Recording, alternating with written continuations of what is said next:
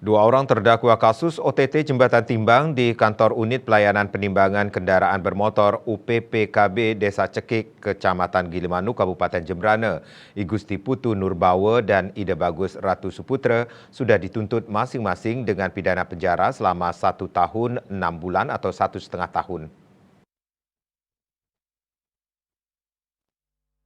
Dalam sidang di Pengadilan Tipikor Denpasar, JPU Agung Gede Li Wisnu Diputra dan kawan-kawan menyatakan terdakwa terbukti bersalah melanggar pasal 12 huruf E junto pasal 18 Undang-Undang Nomor 31 Tahun 1999 tentang pemberantasan tindak pidana korupsi sebagaimana telah diubah dengan Undang-Undang Nomor 20 Tahun 2001 tentang perubahan atas Undang-Undang Nomor 31 Tahun 1999 tentang pemberantasan tindak pidana korupsi junto pasal 55 ayat 1 ke 1 KUHP dalam dakwaan jasa penuntut umum.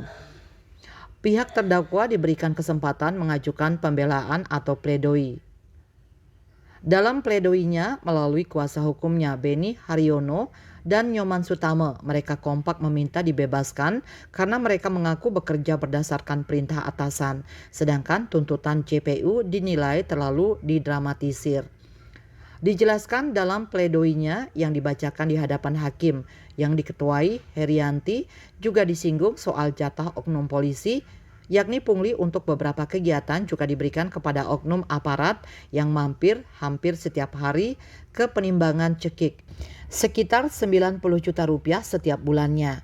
Terkait perintah atasan, yakni di mana terdakwa boleh menerima uang dari pelanggar yang nantinya disetor kepada Danru setelah selesai bertugas piket.